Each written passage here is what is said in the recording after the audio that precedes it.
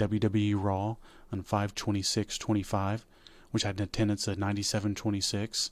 And their current setup was for 9762. They sold it out. It says they had 36 tickets left. I'm sure that there wasn't any. So their Raw sold more than their AEW's pay-per-view did. It was close. The Yuengling Center, Tampa, Florida. This is the 32nd Raw to emanate from Tampa, Florida. I think they said a lot of them were during the pandemic era. So that's why that's so high. But kind of a weird Raw, man. And we'll get into that more later. But I feel like some momentum may be slipping a little bit for them on this show. So the New Dangerous Alliance kicks off the show. That's not the actual name. They don't have one yet. And it's live from the Yuengling Center. The same setup as Saturday night's main event. In the ring, we got Seth, Braun, and Bronson Reed. It's kind of a shame that their names are so similar. And we got Paul Heyman in there. Yeah, they need to figure that out. Yeah, they got Paul Heyman in there too. The crowd sings Rollins' name, then barks for Breaker. Heyman introduces the group to heavy hypes. And heavily hyped Braun Breaker as the future WWE. Says if Skynet sent a Terminator from the future, it would say Breaker main events WrestleMania 45 and 50. Says it's not a prediction, it's a spoiler. Crowd chants CM Punk. Heyman taunts him, reminding them that Punk isn't here because of Bronson Reed. So right then you're like, oh, Punk's going to be there. Yep. Calls Reed too violent for WWE PG's era. Says he did more to Rollins in one night than Reigns and Punk combined. Says Reed is feared, dangerous, and a game changer. Heyman praises Rollins as a selfless leader and tells the crowd to acknowledge him. Rollins takes a mic amid a "We Want Roman" chant, declares his group and the future and vision of the industry. Crowd chants "You sold out" and "Fuck you" to Rollins. Rollins says that the fans don't know what's good for them, claims he's the only one fit to lead WWE forward. He also says that he should still be world champion if it wasn't for Sami Zayn and Punk. Rollins says that Punk underestimates them and paid the price. Zayn will learn the same lesson tonight. Declares he'll qualify for Money in the Bank, win it, and cash in whenever on whoever he wants. Calls this total domination and complete power. And he ends it with, I'm a visionary, revolutionary. He's Seth freaking Rollins. It was a good promo. I liked it. The Paul stuff with the Skynet was good. You all right? Yeah. What was their noise? I was like, But oh no, I was pulling the mic. That wasn't me actually making noise. It's okay. But anyways, this was good. I know you're going to say the same thing. This is what you've come to expect with Paul Heyman and Seth Rollins in this group. It's the people that are going to talk well. Yeah, they're further in the story of the group. They still don't have a name for it. The third guy's finally been revealed, so now the real stuff's going to start to happen. Yeah, we kept wondering who it was. That wasn't a guess. Yep. Had no idea. He was injured a while and had been scheduled to come back at some point, but yeah, we didn't. There were no reports on that or anything like that. So they got everybody. Yeah. So that's cool. Good job for that.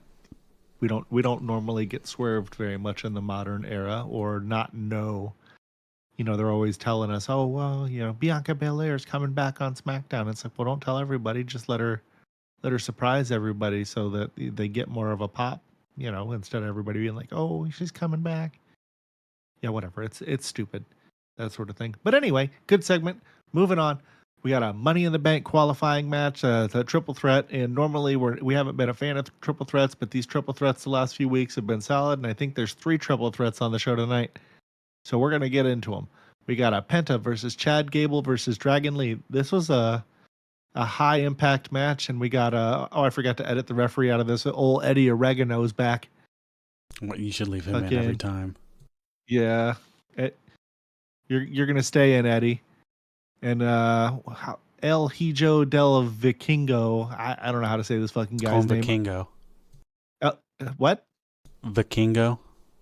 Vikingo? Okay, so yeah, we've seen this guy before on AEW. Yeah. He's a good wrestler. He's at ringside and set to face Chad Gable at the Worlds Collide PLE that's coming up, I think, next month. Yeah. Not too long from now. Like 10 days, something like that. 9 days. Anyway, the bell rings. Lee and Penta double super kick Gable and attack him in the corner. Lee and Penta agree to team up and send Gable over the top. Penta rolls up Lee for 2. They trade momentum. Lee hits a Hurricane Rana and a slingshot corner drop kick on Penta. Gable re-enters. Exploder suplex on Lee. German on Penta. Lee goes for the slingshot, but Gable counters in a Northern Light suplex. Gable dumps Lee, eats a kick from Penta, who hits a reverse sling blade. Penta super kicks Lee and gives Gable a tilt-a-whirl backbreaker. Penta locks Lee in a gory special, grabs Gable in a piledriver position, and hits a double facebuster. Tope from Penta wipes out both opponents. Gable looks shaken. The ref checks on him. We go to a commercial break. This is an action-packed match so far. The text and me reading it doesn't do it justice. You guys should watch this match if you hadn't. Back from the break, Penta super kicks Lee. Gable bounces Penta off the commentary table. Gable gets in Vikingo's face. Vikingo fires back verbally. Lee hits a massive suicide dive on Penta over the commentary table. This was an insane spot. He came flying out of nowhere from inside the ring and all the way to the commentary table and across it. I mean, this shit, he was flying. Gable attacks Vikingo and throws Penta back in. Intense strike exchange. Gable and Penta and Lee all land super kicks and knees. Lee nails a Poison Rana, then a sit-out powerbomb on Gable for a near fall. Surprised that they let people do that move. That's a dangerous move, the Hurricane Rana when the guy's facing the other way. But these guys execute these moves very well. So anyway, Lee gets thrown into the turnbuckles with an overhead belly-to-belly. Gable climbs to the top rope. Vikingo snap kicks him into the tree of woe. Lee double stomps Gable from the top rope. Penta immediately hits a Mexican destroyer on Lee. Penta nails Gable with a Penta driver, gets the pin, and Penta wins. He qualifies for the men's Money in the Bank, joining Solo and LA Knight. And they build the match with Vikingo and Gable a little bit more for AAA. What did you think of this match, TJ? I thought it was pretty good action. It was crazy, a lot of this shit. I mean, it was all right. What was it, Dragon Lee? I mean, that's just some guy to me. Penta and Chad though are good. It was a good match, but he was just some guy to me until this match. Yeah, to be honest with you. But I don't know. Like, it was good. It kind of shows you more of like the crowd was terrible tonight, man. They weren't into shit. They just kind of sat there. Tampa didn't show out very well. It was a disappointing. I had hoped that my hometown would have repped a little better, but it is what it is. Well, we can go ahead and move on. I thought it was all right. Definitely a decent match, but like I said, it really helps when the crowd, they definitely enhance it when they're into it. But right. Moving on here, it's the Judgment Day Clubhouse. Finn Balor says he's focused on getting back to business. Dominic Mysterio is playing video games with Carlito. Roxanne Perez enters with a tray of chicken nuggets for Mysterio. She says Dom's shoulder looks a little tight and starts to rub it. Liv Morgan enters the room after that. Say Konnichiwa, bitches. I think that's wrong, because is that when you say hey? Or no, it's sayonara, is it bye? So she was saying hey. I don't know. That's what she said. She was just filming in Japan. Clearly irritated by what she sees, Balor watches the drama unfold with a smile. She was kind of calling him out. Yeah. Raquel Rodriguez was snitching on him. Morgan says Raquel has been keeping her updated on the clubhouse situation and she doesn't like it. Says she'll deal with that later. Heads to Adam Pearce to request a Money in the Bank qualifying match. Raquel Rodriguez laughs at Mysterio. Carlito warns Dominic, don't eat Perez's nuggies. The segment ends with a more awkward tension and Balor still amused. Yeah, he's definitely smiling a lot. These little segments are okay. At least every time something happens, they're actually able to tease tension and stuff. They've been teasing tension with fucking Finn Balor for months. Yep. Long-term storytelling, imagine that. Yeah. I can get this one too if you'd like, since that was so short. Not really much to say about that. It was just usual what you'd expect from the clubhouse. Nothing bad. It was decent. Yep. But nice to see that they're using Roxanne in something prominent. So cool. Yeah, it's cool. But we got Tozawa here with Maxine Dupree. She's bigger than he is. Against Rusev. We got the referee here, Jessica Carr. It's not Eddie Oregano. So I don't really know what to say about that. But Tozawa charges Rusev after ripping off his shirt. Rusev shoves him off, but misses a charge. Tozawa sidesteps and hits a missile drop kick. That's all he gets on him in the match. Tozawa hits the ropes, but Rusev crushes him with a crow's line. That's a cool one. Rusev follows with a super kick and signals for the end. He stomps Tozawa's back and then, locks in the accolade. So he submitted him with the accolade, didn't want to let go. Pulled him back, got him in the ground. And then Rusev refused to release. And then Jessica Carr couldn't break it off, like I just said. And then Sheamus runs down to the ring. And Rusev finally lets go, stares Sheamus down, and then after a long stare down, Rusev walks off, leaving tension unresolved. And I know how Rusev is. He's going to wait for Sheamus to have a match and then beat his ass after the match. That's how he's always done it. He's like a cold, calculating guy. Like, he a lot of time backs off, and then we'll fuck with you later.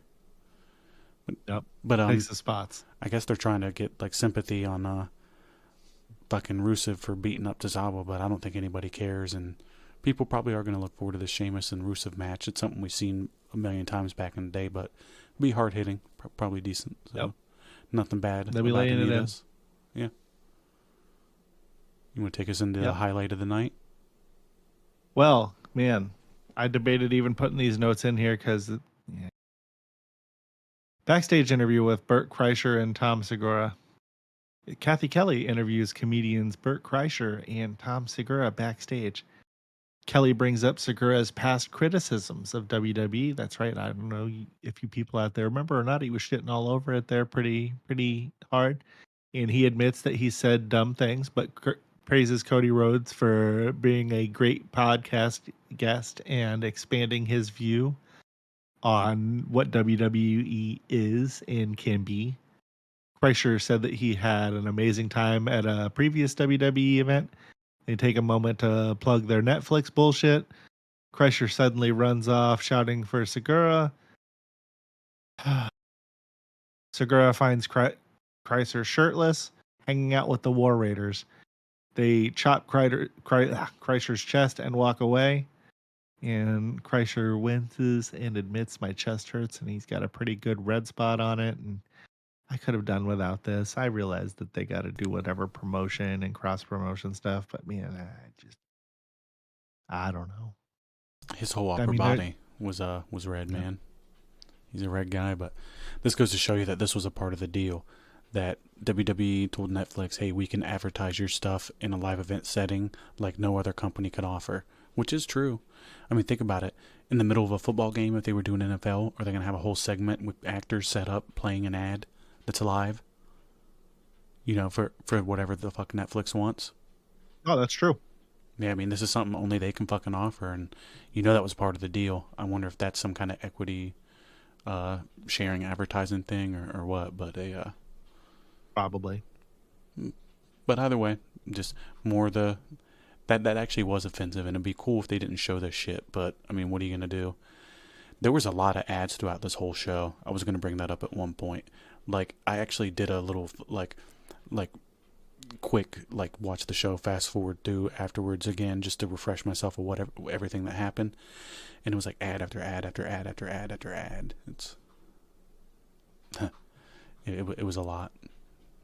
Too fucking much. But after that... And then we got another backstage segment. Why don't you tell us about that? Well, it was Sami Zayn and Jey Uso. Sami vents his frustrations for not confronting Seth during the opening segment.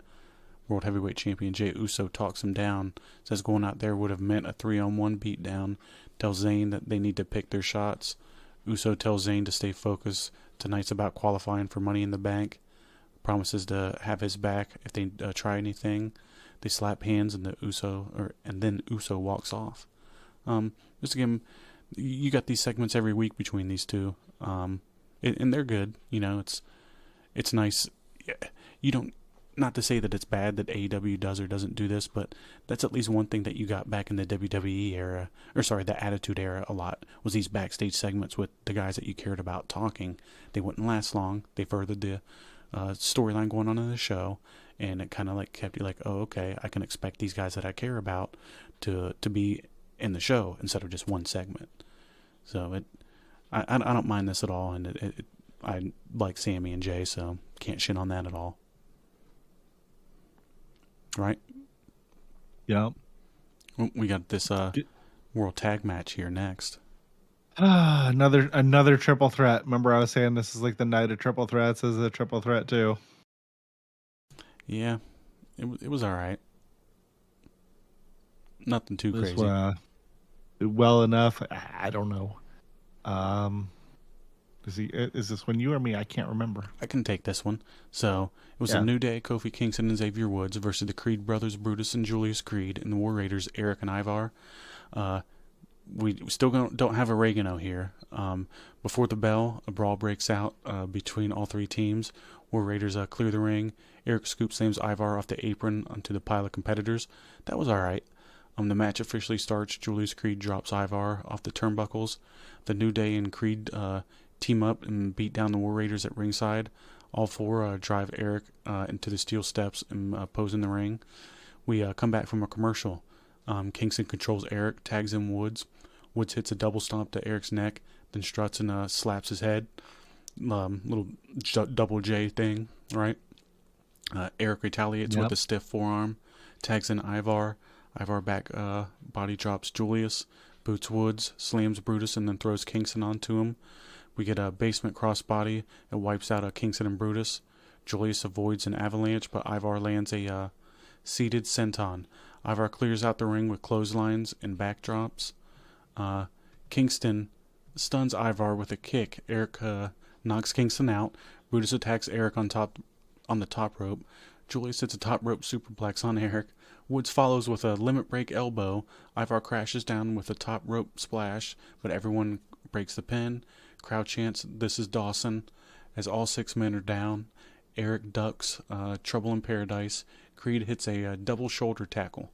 Ivar hits a handspring back elbow, a nasty spin kick to Woods, and the War Riders go for a War Machine, but Julius blind tags in.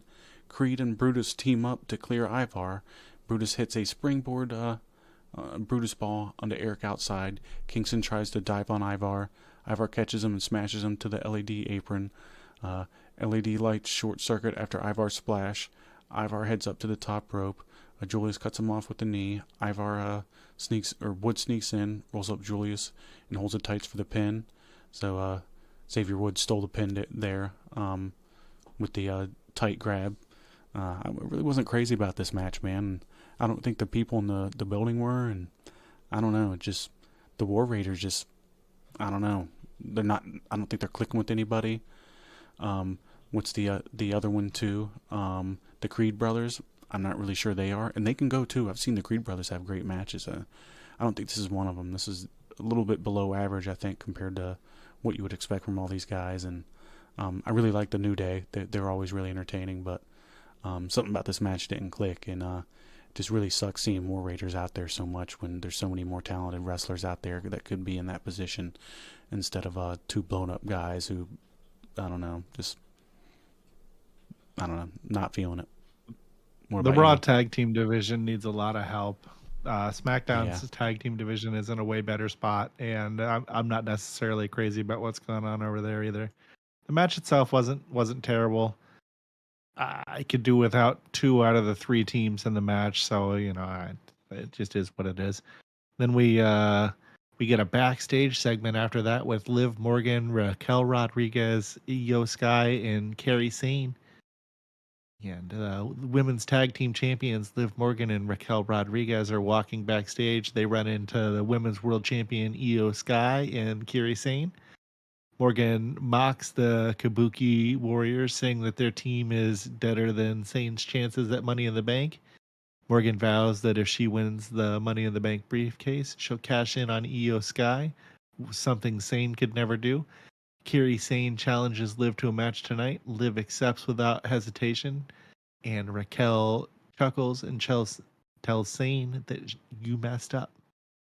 And so they're gonna have a match tonight. They built the story a little further, and they referenced when Io Sky and Kairi or Kairi Sane used to be teamed up back in the Damage Control days for people that were watching back then. And, got any kind of input on that there match, or not match, segment, TJ? Yeah, I don't know. It's just kind of weird having like two Japanese chicks that can barely speak English, and it was serviceable enough for what they did. And Liv always pretty good at emoting, so this wasn't bad. Just a little backstage segment here, and what are we gonna say about it? It happened. It was all right. Yep. We can go ahead and move on. The World Heavyweight Champion Jey Uso, he comes out and addresses the crowd. Yep. And when did he come out? I'm not sure.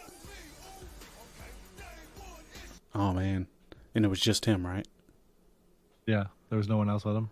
Okay, well, I mean, usually you got something for me there too. Oh, I don't know. But it's just me, Uso. But Jey Uso makes his way to the ring and greets the Tampa crowd. Says it's been a busy week. Logan Paul got yeeted and John Cena's next. Hyping up Money in the Bank tag match. Uso and Cody Rhodes versus Cena and Logan Paul. That's kind of weird, isn't it? It's like Cody comes back and he's all pissed at Cena. And he's like, I really want to get my title back, but you know what? A tag team match. But Gunther interrupts, walking down to loud boos and a "You tapped out" chant. Gunther reminds everyone that he faces Uso for the World Heavyweight Championship on Raw after Money in the Bank. Offers two congratulations for 15 years for the Usos in WWE and for Uso's first successful title defense against Logan Paul. Says that Uso was holding the title longer than expected.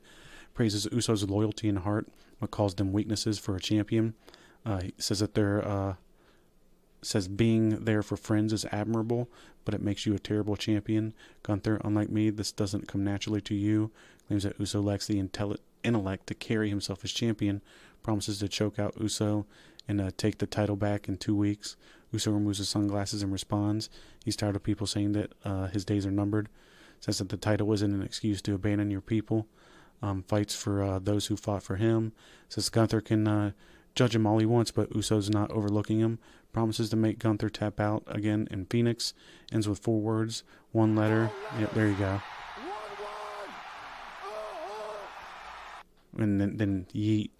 Uso walks off defiantly. So, he's getting more confidence as being champion and everything. But I like this. Every promo between these guys has been good. And I think they have chemistry in the ring together, too. They always have good matches. So, just a little bit more build to their match. And I'm looking forward to it a little bit, maybe it'll be more when it comes closer. But it's something we've seen a lot of. And overall, this wasn't bad, right, Dave?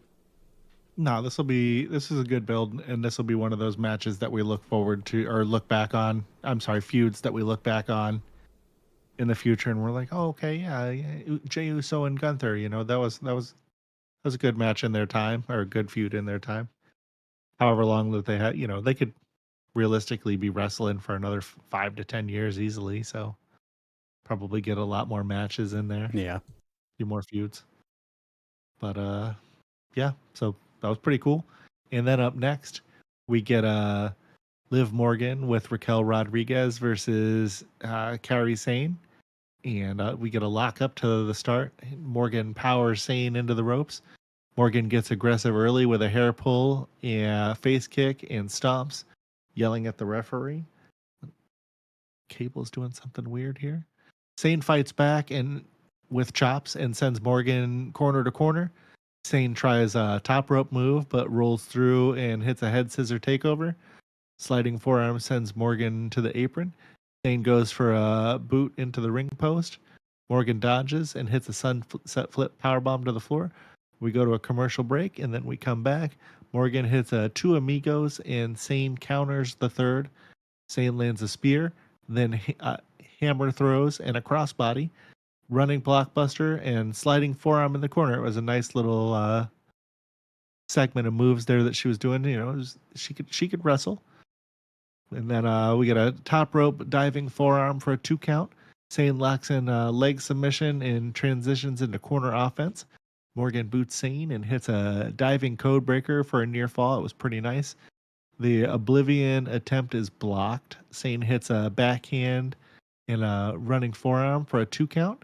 Zayn sets up for the Alabama Slam. Morgan counters into a roll-up for 2. Morgan lands a backstabber, and another Alabama Slam setup leads to a clumsy exchange and a weak slam. It didn't look great. Zayn climbs in for the insane elbow. Roxanne Perez runs down and knocks her off. Perez and Rodriguez argue at ringside and kind of distract Liv a little bit. She goes for the Oblivion again, and Zayn counters with a roll-up for the win. She gets her first win in a really long time, and yeah, there was a little bit of a follow-up segment to that we'll go into, and then we'll talk about it as a whole. So then there's some follow-up back in the Judgment Day clubhouse. Liv Morgan is furious and throwing things. There's no audio at first, and then when it kicks in, Dom says he didn't see the match. Morgan snaps at Raquel Rodriguez, blaming her for being the veteran for letting it happen. Morgan storms out with Dom chasing her. Finn Balor watches the chaos unfold with a huge grin, clearly enjoying the tension. His emotes in this are great. This was a well enough match. I like both of these gals that were in the match. It was nice to see Kairi Sane get a win. You know, she hasn't had one in a while. What did you think of all this? It was just okay. You know, yeah. Average match. Segment afterwards, following up with the stuff that they've been building for a while that they went over earlier with the first clubhouse segment. So I like that, but overall the match is just fucking average. You know, 2 chicks kind of having a little fucking 8-minute match, if that. About all I gotta say about it. We can go ahead and move on to the segment with Sami Zayn and Karrion Kross, which I've been enjoying all their little encounters. They've actually been pretty good. Sami Zayn's walking backstage when Karrion Kross stops him. Kross got a notable ovation from the crowd. Scarlett's seated nearby on like a crate watching quietly. In the background, the New Day is walking and chatting with Grayson Waller. Kross taunts Zayn, says he's still clawing for the top. Mocks him for turning down a title shot on SmackDown. Remember when Seth Rollins ended up offering to go to SmackDown and all that instead of having a match and everything. Zayn brushes him off, saying he doesn't have time for this. Kross yells after Zayn walks away, saying, "You'll never win the title." And Zayn stops, turns around, and responds, "I'll deal with you later." Tension hangs in the air as Zayn walks away. So I guess that's going to be the next direction he goes after this for like his single stuff. But yeah, it was a good segment. Really not much to say, right, Dave? Just more story furthering. It was good. Everybody delivered their stuff too. Like all those guys. Yep. So here we got a Money in the Bank qualifying match. It is a triple threat match with Seth Rollins, Paul Heyman, and Finn Balor, and Sami Zayn. Bell rang. Zayn charges Rollins and clotheslines him out of the ring. He hits a suicide dive on Rollins, and they brawl on the outside. Balor jumps in, taking Zayn into the ring and attacking him in the corner. And then Rollins returns, but Balor DDTs him while hitting a reverse DDT on Zayn.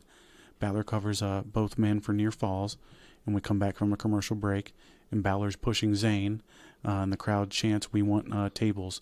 Zayn hits a textbook superplex, fends off Rollins, delivers 20 punches in the corner. Yeah, they counted to 10. Then after 10, he just started doing like both sides, like both fists. But Zayn hits a springboard moonsault block to the floor on both opponents. Zayn raises a finger to honor Sabu. Zayn rolls Rollins in for a blue thunder bomb. Rollins escapes and hits a Falcon Arrow. Rollins sets up a superplex but gets a sunset flip powerbomb by Zayn with a near fall. Balor breaks it up, tries to take over but gets kicked. Rollins attempts a pedigree. Balor hits a sling blade on him. Woo drop kick on Zayn. Balor climbs. Zayn crotches him. Rollins hits a frog splash on Zayn. Rollins tries to form an alliance with Balor, and they double team Zayn. Zayn fights off a double superplex, throws Rollins out. Balor gets a roll up for 2, then a sling blade on Zayn. Rollins breaks the pin, hits a pedigree on Balor. Zayn breaks up the pin. Rollins hits a pedigree on Zayn, another 2 count. Zayn hits a stomp, hits a blue thunder bomb, another near fall. Strikes exchange with Rollins. Zayn hits an exploder into the turnbuckle, sets up a haluva kick, hits Balor. Balor hits a sling blade. Woo drop kick sends Zayn into Rollins. Balor goes for a coup de grace. Zayn moves. Rollins hits a stomp on Balor. Zayn hits Rollins with a haluva kick. Braun Breaker pulls Zayn out of the ring. Bronson Reed attacks Zayn. Jey Uso runs in. Super kicks for Breaker and Reed. Then Rollins tries to attack, but Uso punches him out. Breaker spears Uso. Reed avalanches Zayn into the post. Dominic Mysterio slides a chair into the ring for Balor. Rollins stomps Balor onto the chair and covers. So Rollins ended up pinning Balor there after Dom tried to slide in the chair, and as Balor tried to pick it up, Rollins went over and stomped him into it. He kind of slid it away from Balor, like it was more like in the middle of the ring. Yeah. Instead of sliding it close to him. Yeah. I think that was like on purpose for storytelling reasons. But after that, CM Punk's music hits to a thunderous ovation. Breaker, Reed, and Heyman run up to the ramp to block him. Punk sneaks through the crowd, hits a GTS on Rollins, and escapes. Heyman and crew are stunned as Raw ends at 10:25 p.m. EST. It was a pretty decent match. Nothing too crazy. Just they had a solid little match, and then once they got to the end, it hit to the goofy interference and the kind of finish that you would expect here. And I'm not gonna shit on it. It was all right. Nothing too crazy, but. Yeah. What you think? Decent enough match, better than average. I'm not crazy about triple threat matches, but it allows for all of the tomfoolery that happened at the end to happen, and there still be a finish. And yeah, Rollins was always going to win this match, so they at least got creative with how they got us here. And we all knew Balor was taking that pin. Yeah, and it was what it was. So that was Raw. It was a average episode. I don't know. They're not. All right, so we got that sometimes news. They're better than others. Yep. Let's get on into it. Sorry to cut you off there. Some are definitely better than others. And this was probably middle of the pack, and I think the crowd really let this show down. Yeah, come on, Tampa. Quit embarrassing us. I guess they're burnt out from all the pandemic era shows that they had, but